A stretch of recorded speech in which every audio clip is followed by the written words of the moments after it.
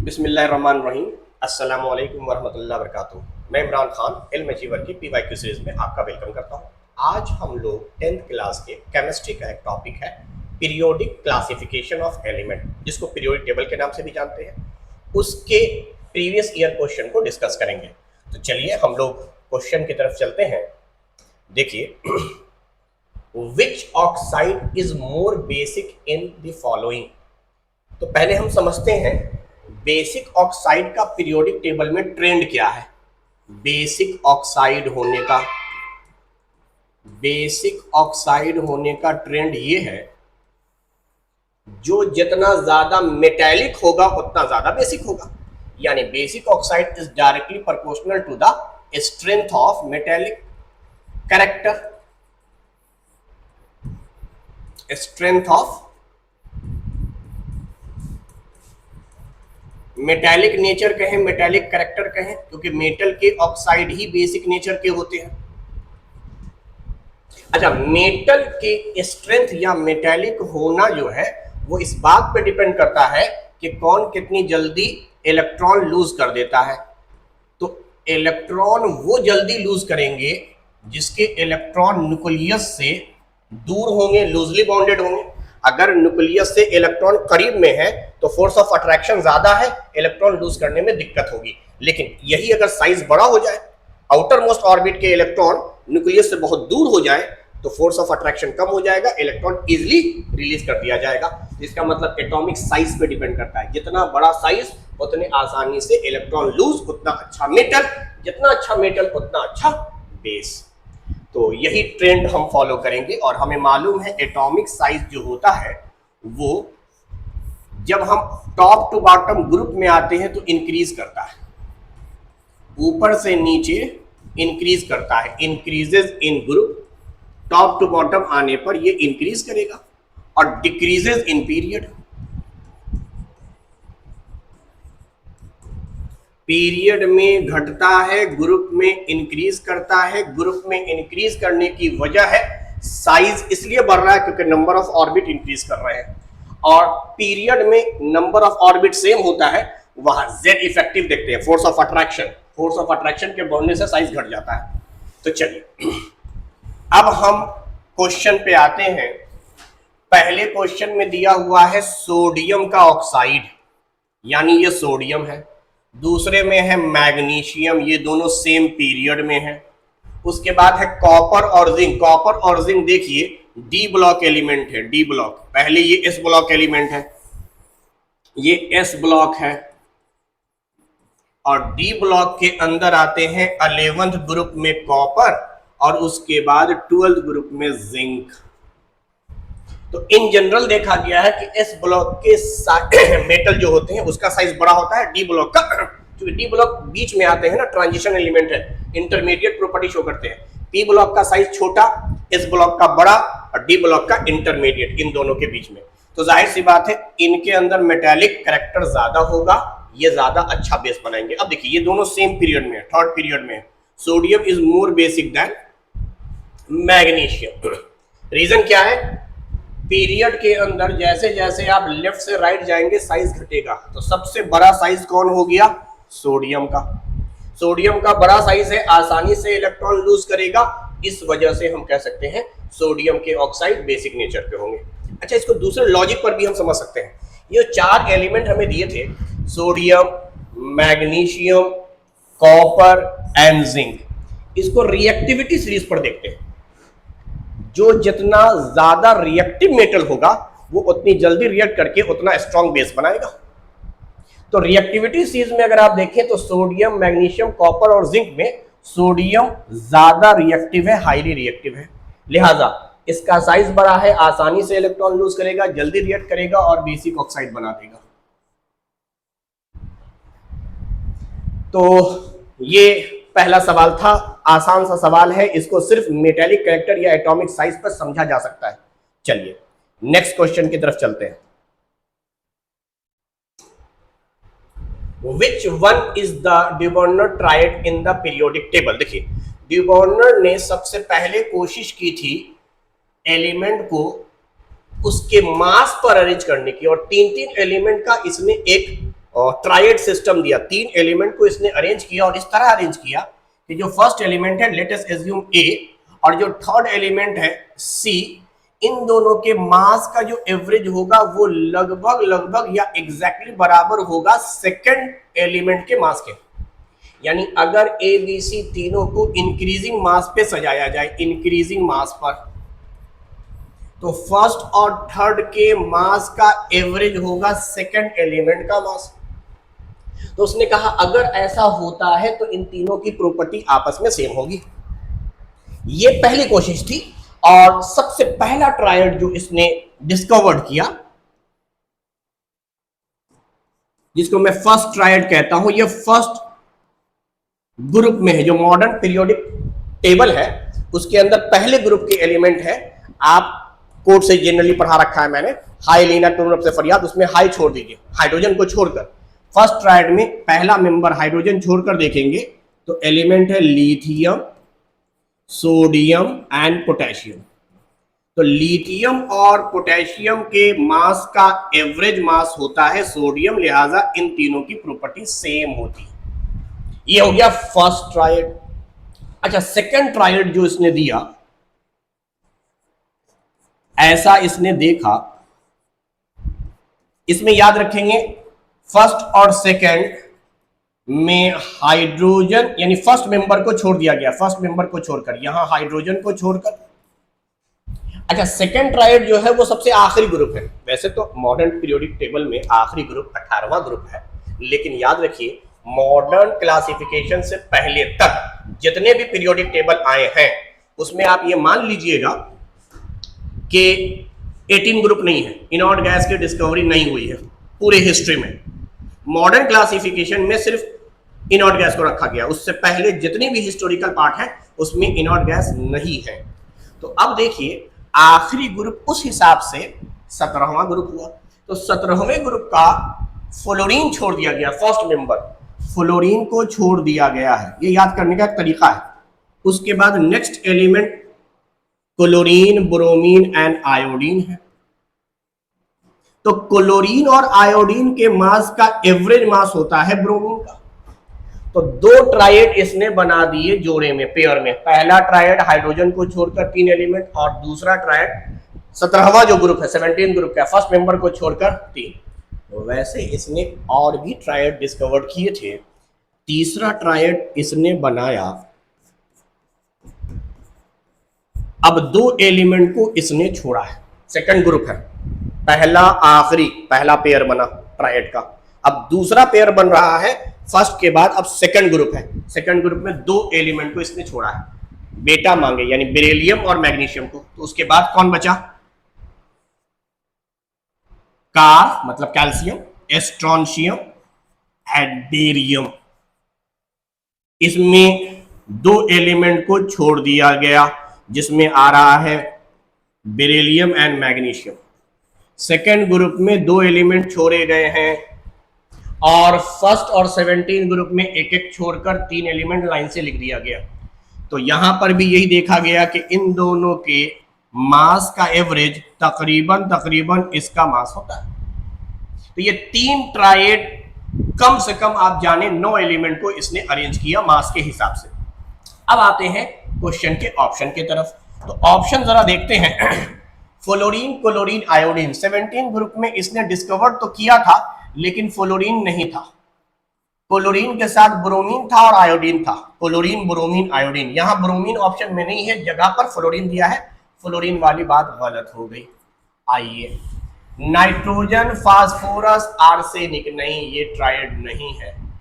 Sodium, lithium, potassium, देखिए है तो ये ट्रायड, भले ये ऑर्डर में नहीं दिया हुआ है। चाहिए ये था कि इसको ऑर्डर में लिखे, पहले लिथियम, फिर सोडियम, फिर पोटेशियम। आगे चलते हैं। Calcium, strontium, barium, calcium, strontium, barium. देखिए एक सिस्टमैटिक वे में भी दिया हुआ है और ये ट्रायड हैं। सेकंड ग्रुप के 2 एलिमेंट को छोड़ दिया गया है, बेरिलियम और मैग्नीशियम। अब सवाल ये है कि आपके लेवल पर, मतलब 10th के स्टूडेंट से, 11th एंट्रेंस वाले बच्चे से ऐसा लॉजिकल क्वेश्चन नहीं पूछना चाहिए। तो हो सकता है बेनिफिट ऑफ डाउट ये हो कि एएमयू ने क्लेम करने पे ये क्वेश्चन डिलीट कर दिया हो, चूंकि दो ऑप्शन मिल रहे हैं। हालांकि मैं अगर सही जवाब बोलूं तो मैं ऑप्शन सी बोलूंगा, क्योंकि इसमें जो एलिमेंट है वो अरेंज करके दिए हुए हैं, फर्स्ट एंड थर्ड का एवरेज है। यहां पर अगर आप इसको फर्स्ट इसको थर्ड मानेंगे तो इसका एवरेज ये नहीं है। तो रीजनिंग पॉइंट ऑफ व्यू से, लॉजिकल पॉइंट ऑफ व्यू से अरेंजमेंट गलत होने की वजह से मैं इसको आंसर नहीं मानूंगा। लेकिन क्लेम करने पे हो सकता है ये क्वेश्चन डिलीट हुआ हो, चूंकि दोनों ट्रायड है, भले सिस्टमैटिक वे में नहीं दिया है, लेकिन एलिमेंट तो ये तीनों है ट्रायड के फर्स्ट ग्रुप, और ये सबसे फेमस ट्रायड है डी बॉर्नर का। तो चलिए खैर बाहर कैफ, या तो आप दोनों आंसर मारे सी या डी, या ज्यादा अप्रोप्रिएट मारना है तो सी मारे, बाकी मैंने यहां एक्सप्लेन कर दिया है आपको। और इसको मैं इस वजह से नहीं बोल रहा हूं क्योंकि ये सीक्वेंस में नहीं दिया, वरना ट्रायड है। अगर आप सीक्वेंस को कंसीडर नहीं कर रहे हैं तो इसको भी आप ट्रायड बोलेंगे। चलिए नेक्स्ट क्वेश्चन की तरफ चलते हैं।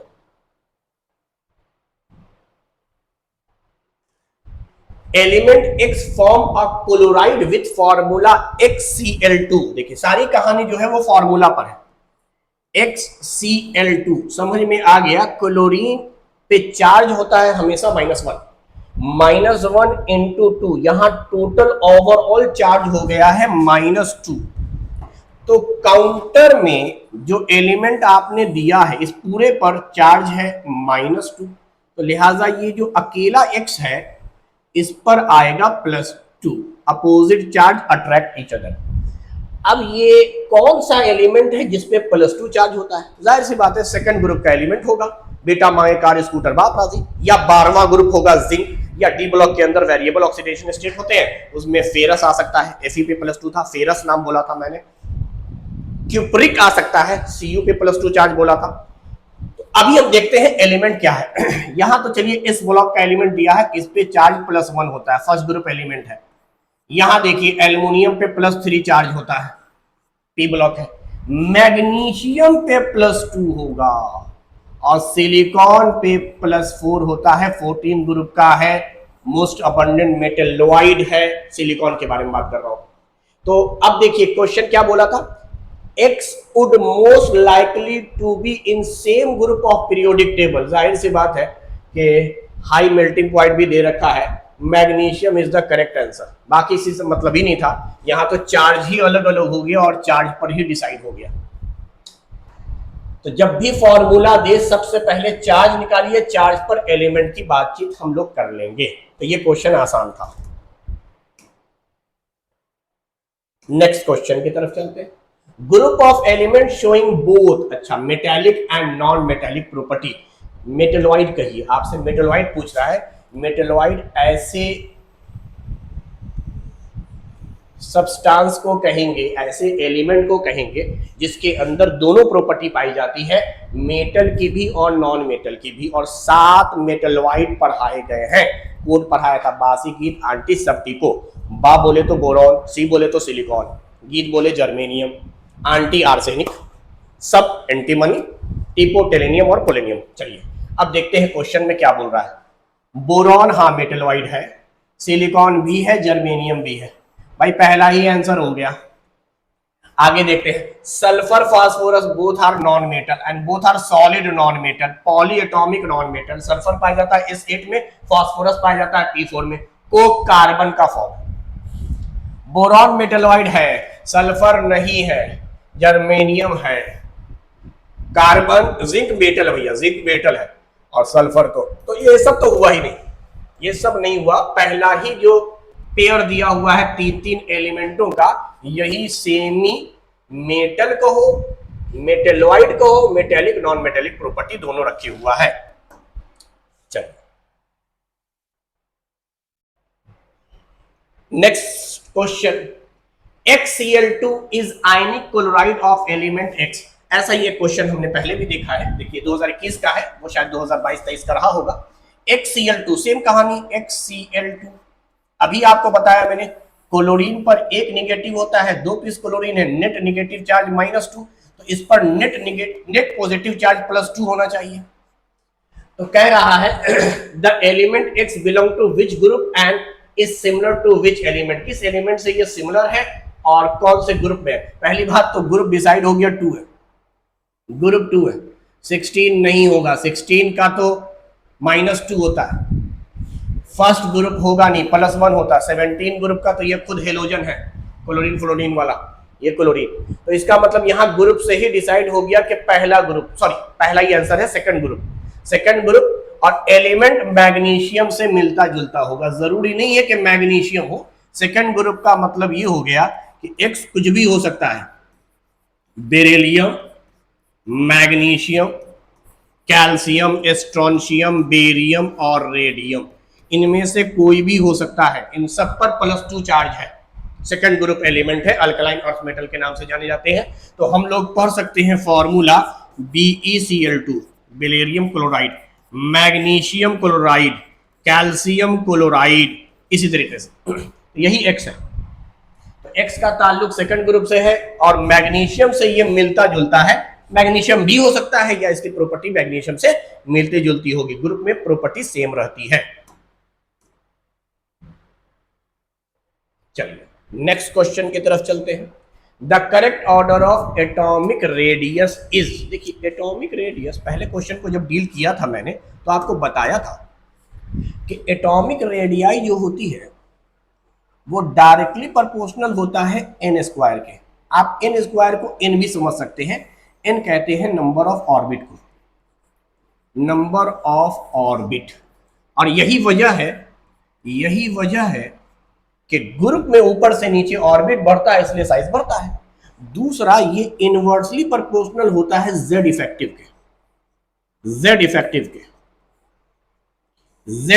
के इनवर्सली प्रोपोर्शनल होता है।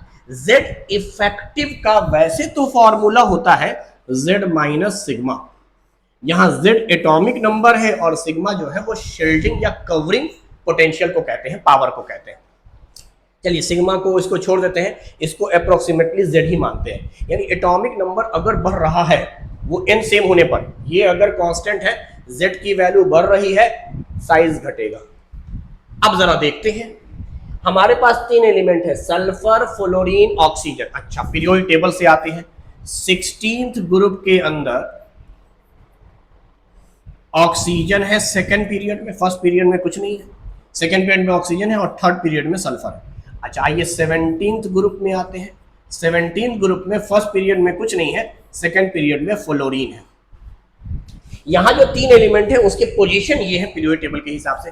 तो पता चल गया इन दोनों के अंदर नंबर ऑफ ऑर्बिट सेकेंड है, जबकि इसके अंदर नंबर ऑफ ऑर्बिट 3 है। ऊपर से नीचे आ रहे हैं सेम ग्रुप में, z इफेक्टिव सेम रहता है, इसी वजह से n की वैल्यू बढ़ने पर साइज बढ़ता है। तो इतना तो पता चल गया कि सल्फर का साइज सबसे बड़ा होगा, यानी ये बात बिल्कुल सही है, सल्फर इज ग्रेटर दैन, ये बात बिल्कुल सही है, ये वाली बात गलत है। इस स्टेटमेंट से n के बेस पर सिर्फ हमने सल्फर को ग्रेटर माना। अब आइए ऑक्सीजन और फ्लोरीन में कंपेयर करें, सल्फर से दोनों छोटे हैं।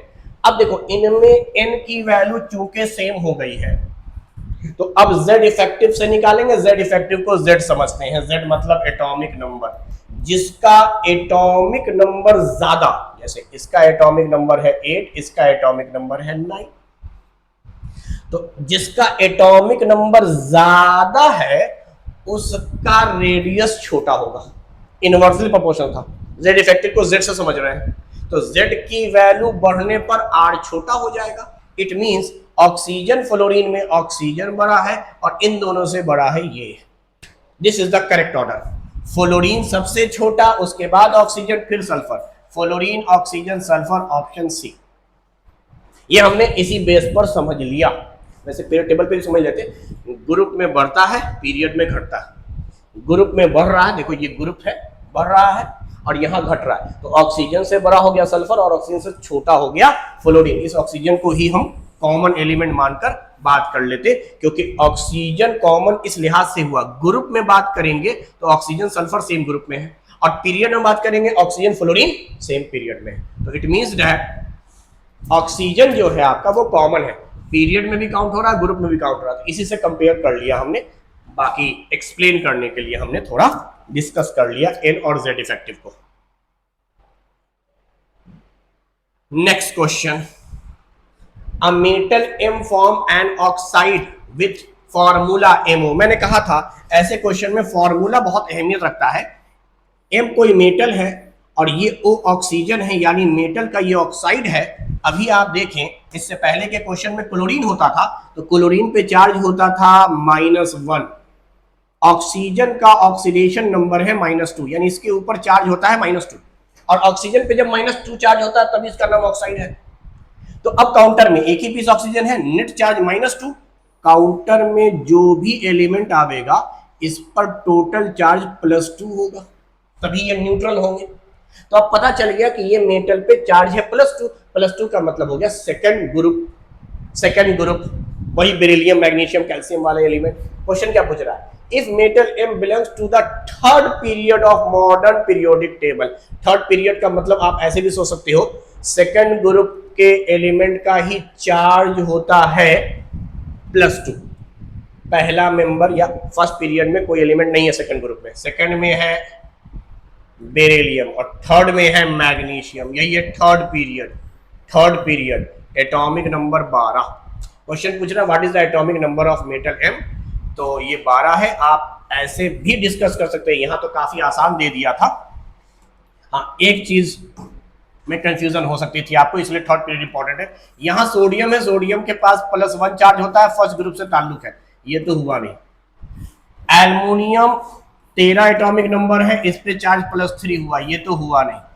कंफ्यूजन था सिर्फ और सिर्फ अगर ये थर्ड पीरियड नहीं बोलता तो मैग्नीशियम का 12 होता है, इस पे चार्ज +2 है।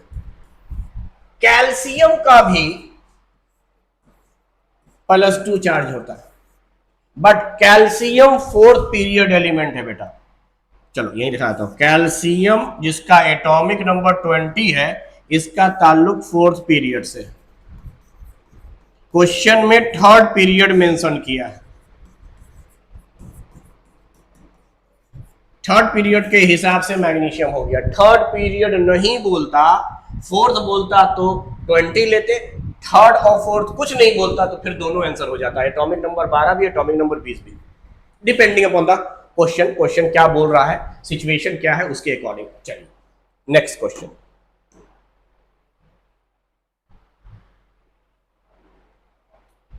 The atomic number of element which represent a metal is. अच्छा, इसमें से कौन है जो मेटल को रिप्रेजेंट कर रहे हैं। देखिए 1 से 20 तक का एटॉमिक नंबर तो आपको ऐसे ही याद है। 17 कहते हैं क्लोरीन को और ये नॉन मेटल है। अच्छा 19 कहते हैं पोटेशियम को, कैलियम लैटिन नाम है, हाँ भाई ये मेटल है, फर्स्ट ग्रुप एलिमेंट है। सेकेंड एटॉमिक नंबर हीलियम का होता है, इनॉर्ड गैस है।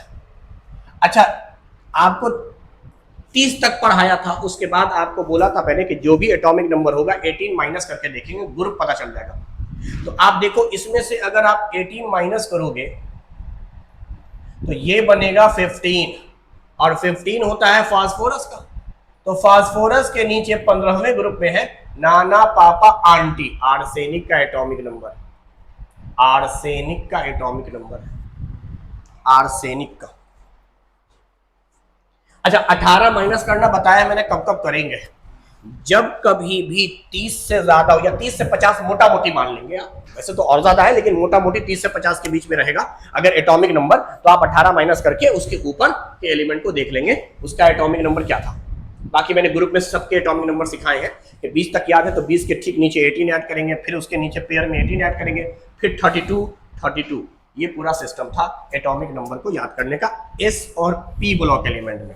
We are not talking about D और एफ ब्लॉक एलिमेंट, एस और पी रिप्रेजेंटेटिव एलिमेंट की बात कर रहे हैं। चलिए अगर आप देखें इस क्वेश्चन को तो 33 वाला अगर आपको याद नहीं भी है तो जो 3 याद थे 1 से 20 तक में वही पता चल गया, और वैसे भी 3 ऑप्शन पता चल जाते हैं, चौथे के बारे में मालूम ही, अगर ये 3 आंसर नहीं हुआ तो चौथा होगा, और इस 3 में से ही कोई एक आंसर है तो जाहिर सी बात है चौथा भी नहीं होगा। तो potassium first group element. Next modern periodic law is based on, देखिए मॉडर्न पीरियोडिक लॉ जो है वो मोसले ने दिया था और उसने दिया है एटॉमिक नंबर पर।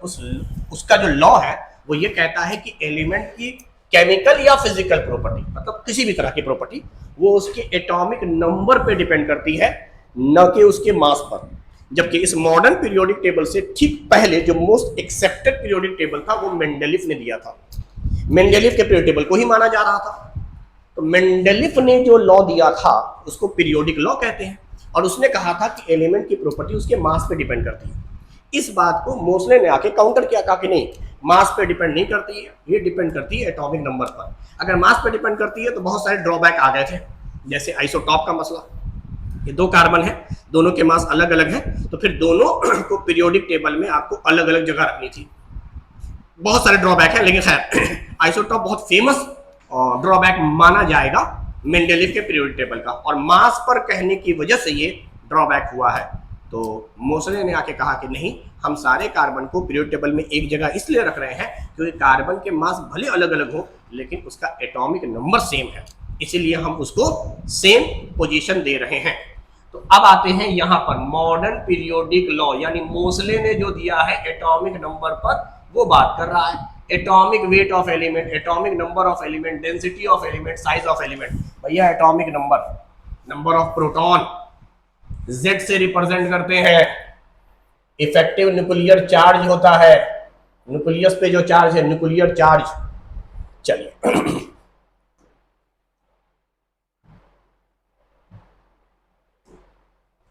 which of the following element has highest electron affinity? Electron affinity सबसे ज्यादा किसकी है? आंख बंद करके याद कर लीजिए, क्लोरीन। थर्ड पीरियड के एलिमेंट की एफिनिटी ज्यादा होती है सेकेंड पीरियड की। अगर सेकेंड की ज्यादा होती तो फिर फ्लोरीन होता। Fluorine most electron negative element है। अगर हम बात करें इस दो टर्मिनोलॉजी की तो समझिए, मोस्ट इलेक्ट्रोनिगेटिविटी की अगर बात हो तो फ्लोरीन है, लेकिन अगर मोस्ट इलेक्ट्रॉन एफिनिटी या एक इलेक्ट्रॉन गेन इंथैल्पी की बात हो तो क्लोरीन है। इन दोनों में फर्क समझिए, सिर्फ डेफिनेशन के हिसाब से ही फर्क बता रहा हूं। इलेक्ट्रॉन एफिनिटी कहते हैं कोई भी अकेला हो, isolated neutral gaseous atom electron को गेन करने में जितनी एनर्जी लूज करे या जितनी एनर्जी की रिक्वायरमेंट हो, मतलब एनर्जी इन्वॉल्व हो, ये सब एफिनिटी जो है ना, ये एनर्जी का नाम है। तो जितनी एनर्जी लेने में, एक इलेक्ट्रॉन को ऐड कराने में खर्च हो या रिक्वायर्ड हो, उसको हम लोग इलेक्ट्रॉन गेन इंथैल्पी या इलेक्ट्रॉन एफिनिटी कहते हैं। तो सेकेंड पीरियड के साथ दिक्कत क्या होती है, देखो बेटा, एक तो साइज छोटा है और इसके जो आउटर मोस्ट ऑर्बिट है, मैं आउटर मोस्ट ऑर्बिट ही बना रहा हूं, इसमें 7 इलेक्ट्रॉन है और साइज है छोटा। 7 इलेक्ट्रॉन है पहले से मौजूद इसके आउटर मोस्ट शेल में, 7 इलेक्ट्रॉन है, 1 2 3 4 5 6 7 मान लेते हैं, और बाहर से एक इलेक्ट्रॉन को हम ऐड करा रहे हैं।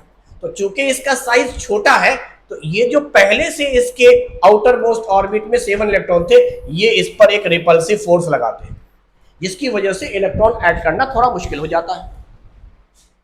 जबकि क्लोरीन के केस में, क्लोरीन थर्ड पीरियड है, इसका साइज बड़ा, फ्लोरीन से तो बड़ा ही साइज है। तो जब ये 7 एलिमेंट इस बड़े से दायरे में होंगे तो इनके बीच में डिस्टेंस ज्यादा होगा। जब डिस्टेंस ज्यादा होगा तो फोर्स ऑफ अट्रैक्शन, मतलब फोर्स ऑफ रिपल्सन बहुत कम लगेगा। जो आउटर इलेक्ट्रॉन आ रहा है उसको ये 7 इलेक्ट्रॉन उतना रिपेल नहीं कर पाएंगे जितने आसानी से फ्लोरीन के केस में कर रहे हैं। यहां इलेक्ट्रॉन आसानी से ऐड हो जाएगा। और आइसोलेटेड न्यूट्रल गैसियस एटम में इलेक्ट्रॉन ऐड कराना इलेक्ट्रॉन एफिनिटी कहलाता है। तो इस हिसाब से कहा जाता है सेकेंड पीरियड का चूंकि साइज छोटा है, वहां इलेक्ट्रॉन को ऐड कराना बहुत मुश्किल होता है, इसलिए उसकी एफिनिटी बहुत कम होती है। जबकि थर्ड पीरियड का साइज बड़ा होने की वजह से इलेक्ट्रॉन आसानी से आप ऐड करा लेते हैं। और इलेक्ट्रॉन ऐड कौन कर रहा है? न्यूक्लियस खींचता है, न्यूक्लियस इलेक्ट्रॉन को अट्रैक्ट करता है, खींचता है। तो इस हिसाब से क्लोरीन की एफिनिटी ज्यादा है। अब सवाल है निगेटिविटी किसको कहते हैं। तो देखो ये टेंडेंसी है, ये एनर्जी नहीं है, ये टेंडेंसी है। वो टेंडेंसी ये है कि हर एलिमेंट चाहता है कि वो अपना इलेक्ट्रॉन लेकर या देकर या शेयरिंग जो भी आप कहें पहले बॉन्ड बना ले। और ये नॉन मेटल है, कोवेलेंट बॉन्ड बनाएंगे, शेयरिंग करेंगे। शेयरिंग को आप ही समझे, पहले इलेक्ट्रॉन देगा फिर लेगा, ऑक्टेट कंप्लीट हो जाएगा, एक बॉन्ड बन जाएगा। जैसे मान लेते हैं यही फ्लोरीन इस हाइड्रोजन के साथ बॉन्ड बना लेगा HF, हाइड्रोजन का डुप्लेट पूरा, इसका ऑक्टेट पूरा। ये दो इलेक्ट्रॉन होने तो चाहिए थे कायदे से, ठीक बीचों बीच में इक्वल डिस्टेंस पर ये दोनों इलेक्ट्रॉन होने चाहिए थे, इन दोनों के न्यूक्लियस से बराबर दूरी पर शेयरिंग कर चुका। लेकिन फ्लोरीन का साइज छोटा है, जिसकी वजह से इसका न्यूक्लियस हाइड्रोजन के न्यूक्लियस के मुकाबले ज्यादा पावरफुल है, तो इन दोनों इलेक्ट्रॉन को अपनी ओर खींच लेता है। यानी अगर आप डिस्टेंस के हिसाब से देखें, बॉन्डिंग हुआ है, शेयरिंग हुआ है, इसमें कोई शक नहीं, मगर अगर आप डिस्टेंस के हिसाब से देखें तो ये शेयर्ड पेयर्ड इलेक्ट्रॉन फ्लोरीन की तरफ शिफ्टेड होंगे, जिसकी वजह से फ्लोरीन पर पार्शियल नेगेटिव चार्ज और हाइड्रोजन पे पार्शियल पॉजिटिव चार्ज आएगा। तो ये एलिमेंट का एक बिहेवियर है इलेक्ट्रॉन नेगेटिविटी। हर एलिमेंट चाहता है बॉन्ड बनाने के बाद उसका न्यूक्लियस उस इलेक्ट्रॉन पेयर को अपनी ओर खींचे। तो जो ज्यादा इलेक्ट्रॉन नेगेटिव होंगे वो पेयर्ड इलेक्ट्रॉन को या शेयर्ड पेयर्ड इलेक्ट्रॉन को अपनी ओर खींच लेंगे। इसी टेंडेंसी को इलेक्ट्रॉन नेगेटिविटी कहते हैं। तो इसमें आइसोलेटेड का कॉन्सेप्ट नहीं है, अकेले एलिमेंट का कॉन्सेप्ट नहीं है। यहां पर पहले कोवैलेंट बॉन्ड बनावेगा, ये मॉलिक्यूल में शो होती है। एलिमेंट की ये प्रॉपर्टी हमेशा मॉलिक्यूल में शो होती है। जब भी कभी कोवैलेंट मॉलिक्यूल बनेंगे तो जो, और वो भी हेटेरोएटॉमिक, अलग अलग, अगर दोनों फ्लोरीन है तब नहीं, दोनों तो एक ही जैसा है, तो यहां पर शिफ्टिंग नहीं होगी। दोनों के खींचने की ताकत बराबर थी, तो इलेक्ट्रॉन जो होंगे वो ठीक बीचों बीच में होंगे, इक्वल डिस्टेंस पे होंगे। लेकिन जैसे ही हेटेरोएटॉमिक की बात करूंगा तो जो कमजोर है, जिसका न्यूक्लियस कम पावरफुल है, वो कम इलेक्ट्रॉन नेगेटिव होगा। जिसका न्यूक्लियस ज्यादा पावरफुल है इलेक्ट्रॉन को खींचने के मामले में, वो ज्यादा इलेक्ट्रॉन नेगेटिव होगा। और पूरे एलिमेंटों में ये देखा गया है पॉलिंग स्केल पर, इसकी इलेक्ट्रॉन नेगेटिविटी वैल्यू सबसे मैक्सिमम है, दैट इज 4। इलेक्ट्रॉन नेगेटिविटी का रेंज होता है 0 से 4। तो खैर यहाँ एफिनिटी पे ही सवाल था, इसीलिए क्लोरीन है। अगर कभी नेगेटिविटी का डिस्कशन हो तो आप फ्लोरीन बोलेंगे, नेगेटिविटी में फ्लोरीन आवेगा, एफिनिटी में क्लोरीन आता है। और वजह है रिपल्सन, रिपल्सन की वजह से फ्लोरीन की वैल्यू कम हो गई, वरना फ्लोरीन ही होता। चलिए नेक्स्ट क्वेश्चन की तरफ।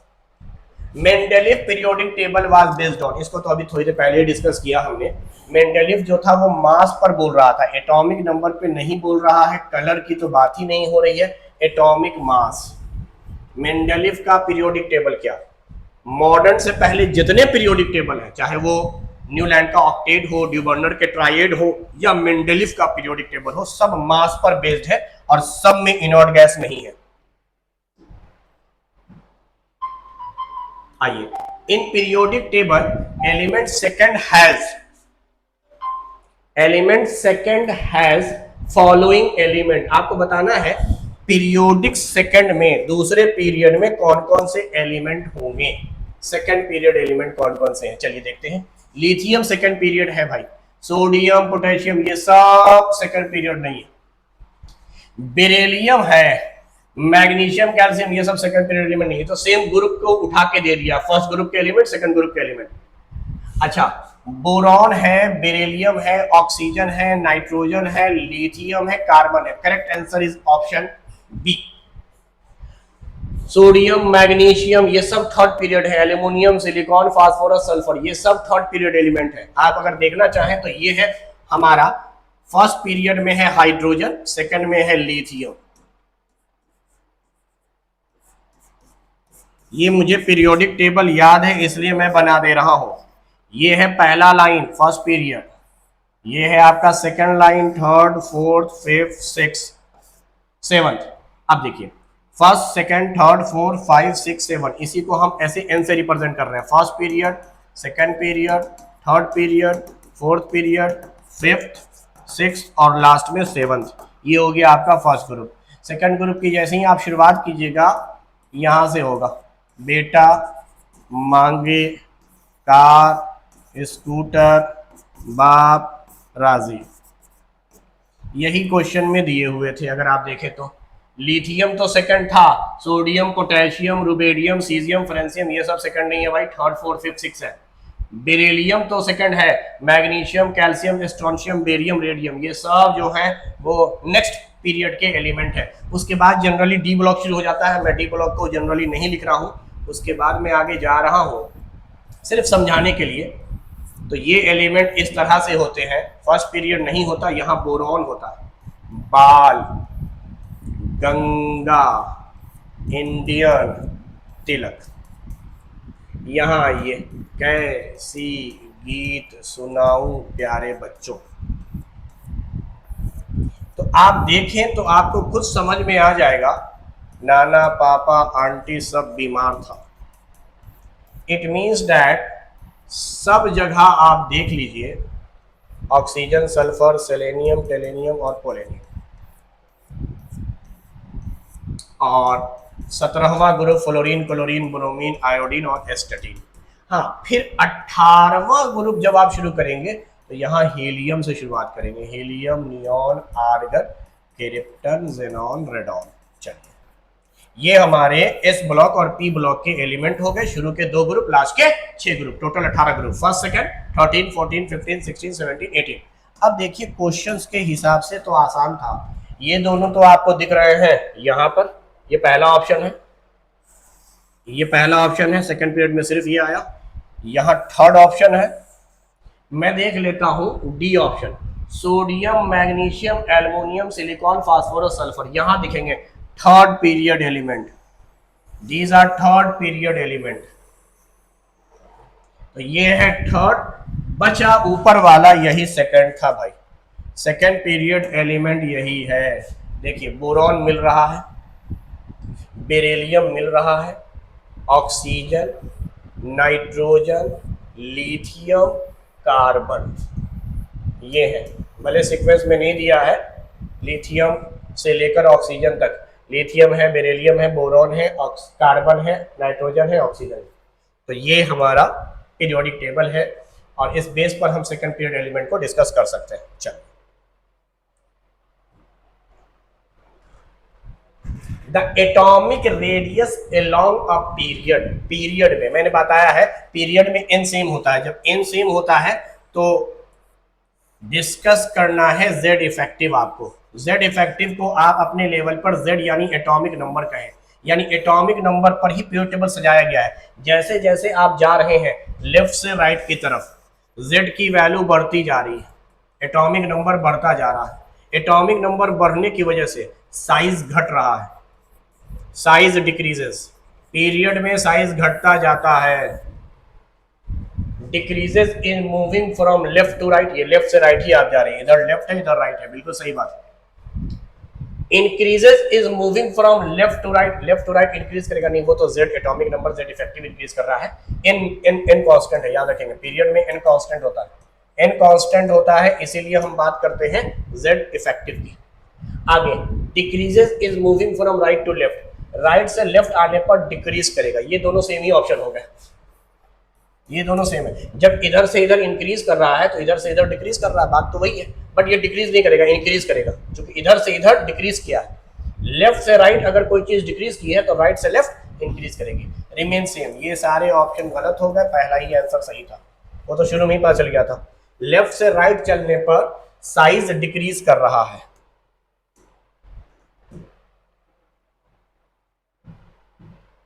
चलिए नेक्स्ट क्वेश्चन है,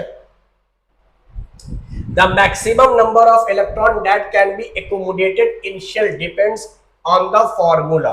बहुत ही आसान है, 2n², बोर-बेरी का ये फॉर्मूला है 2n², जहां n नंबर ऑफ ऑर्बिट है, n नंबर ऑफ ऑर्बिट है। अगर कभी आपको फॉर्मूला याद ना हो तो आप रख कर देख लेंगे, आपको पता है पहले ऑर्बिट में मैक्सिमम इलेक्ट्रॉन 2 होते हैं, मैक्सिमम इलेक्ट्रॉन 2 होते हैं।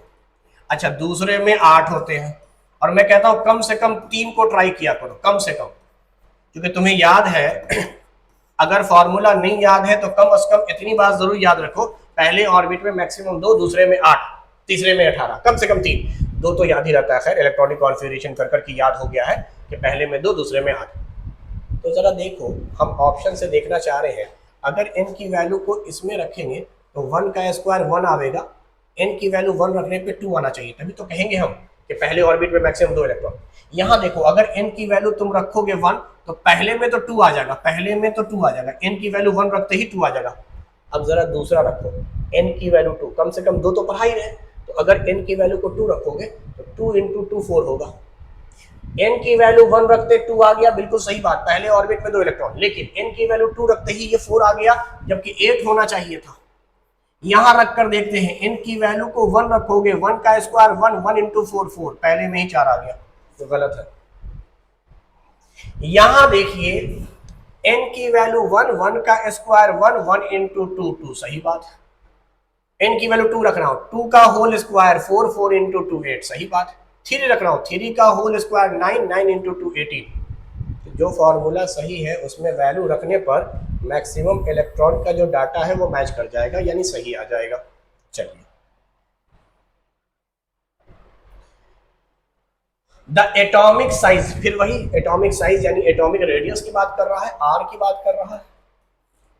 इंक्रीजेस डाउन द ग्रुप, सही बात है, ऊपर से नीचे आओगे एन की वैल्यू इंक्रीज करती है, एन की वैल्यू यही नंबर ऑफ ऑर्बिट, इसी वजह से। अच्छा, जेड इफेक्टिव आपका कांस्टेंट होता है, जेड इफेक्टिव कांस्टेंट होता है, ऊपर से नीचे आने पे जेड इफेक्टिव कांस्टेंट है। जेड बढ़ता है एटॉमिक नंबर बढ़ेगा, मगर जेड इफेक्टिव कांस्टेंट होगा, जेड माइनस सिग्मा की वैल्यू, तो रेडियस एन पर डिपेंड करता है, इंक्रीजेस।